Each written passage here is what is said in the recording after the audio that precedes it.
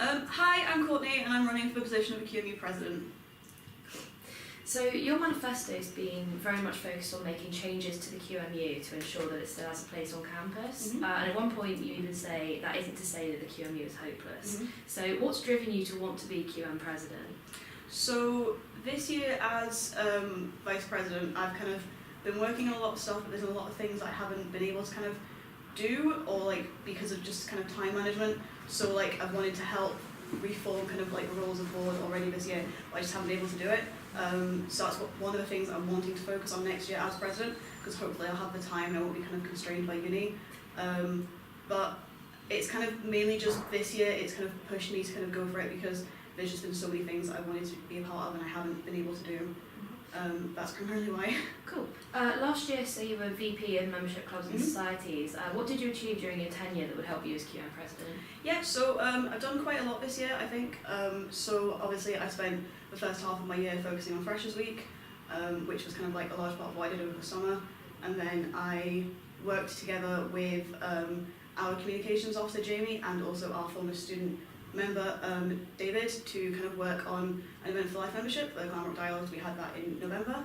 And then since then I've been working with Jamie on our membership system, just kind of move it online to kind of make it a lot more accessible, because I think we're in 2019, it should be an accessible membership system, and that should hopefully be in place for the next VP. And I've also been working on kind of just general stuff clubs and societies, affiliations, emails, room bookings, that sort of stuff throughout the year basically. So. Cool. So back to the vital necessary changes that you identify in your manifesto. You haven't actually clarified on what these changes are. So what problems have you identified that you think needs to be changed? Yeah, so we this year have been going through a review with a kind of with a company that's kind of helped us kind of establish. Yeah, not Red Brick, it's Graham Atkinson and Consultants. So they've been kind of helping us establish kind of some of the issues with our building, and one of the main things that we've come across is the lack of communication between board members and staff members alike.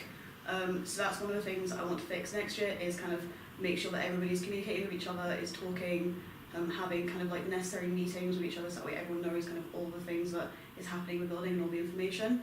I also want to change the kind of reform the kind of role of board members and what they're meant to be doing.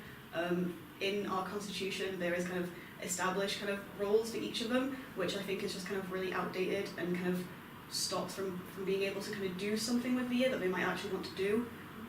So I want to kind of re-establish that and kind of allow them the opportunity to kind of spend the year focusing on kind of their own aims rather than what they're meant to be doing as part of the constitution. Okay, so that's basically entirely changing the board members' roles then, that's what you'd like to do? Well, not really changing it, but kind of having more of a focus.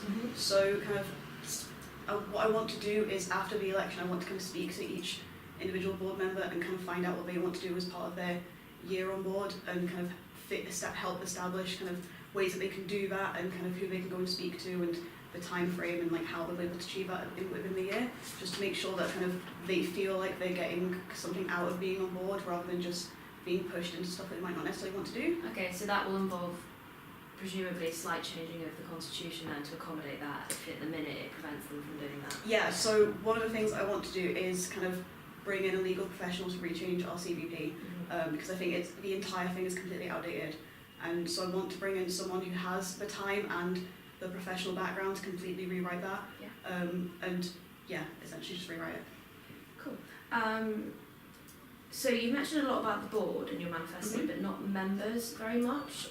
So do you not think that the QMU needs to draw in new members and increase engagement? No, I absolutely do. So you mentioned Red Brick earlier, and that's the research company that we're working with right now to kind of produce a survey for students, just to find out exactly what members and what students want from the QMU, because I think right now we're in a place where we're not entirely sure. We're kind of doing a lot kind of under the assumption that this is what students want, but we want to kind of spend the next year looking at exactly what students want, and that's kind of what the survey is going to achieve. So once we have the results of that in April, I want to use the results to kind of spend the summer focusing on kind of what we can change in the union for students next year to make sure they kind of engage with us better. Do you have an idea separate of the survey? Personally, no. I think which sounds quite risky, But I think the reason why we're doing this piece of research is because we don't want to assume what students want, we want to find out exactly what they want, and I think that that's what the research is going to do.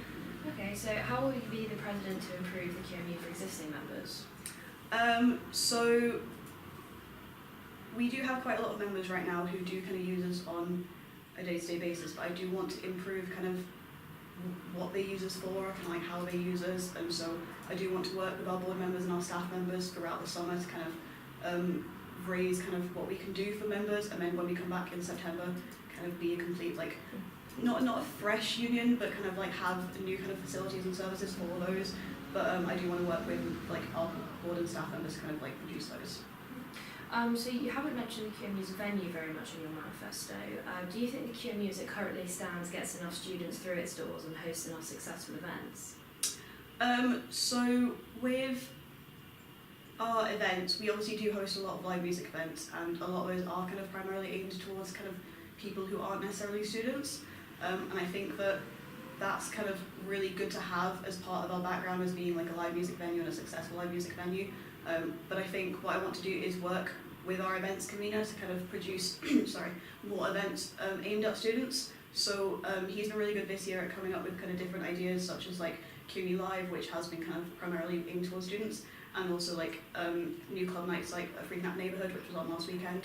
And they're kind of more kind of music events are aimed towards current students, and I do want to work with him to make sure that we kind of do have a lot of those in place for next year, so that we're not just kind of focusing on kind of big gigs that aren't necessarily like for students. Cool. And you haven't really mentioned finance in your manifesto, apart from towards the end where you mentioned potentially reforming the finance committee. So it's known across campus that the QMU is struggling a little bit financially. How will you as a president change this? So the main reason why I haven't really focused on it is because I want to kind of focus on changing the union, and I feel like right now what we've been doing is kind of making cuts to kind of our spending to kind of help preserve our kind of financial situation, and I just don't think that's working anymore. I think that what we need to do is completely change the way that the union is kind of working and the way it's structured, and aim more towards students, and that way kind of then we can kind of look at our financial situation. So at least then we can say that if like we are getting students in, then hopefully that will help our financial situation. Okay, so by that you mean sort of change the board, put on different events and stuff to get people in. That wouldn't necessarily involve, say, investing more money. It's kind of difficult. I think it depends on what we want to do.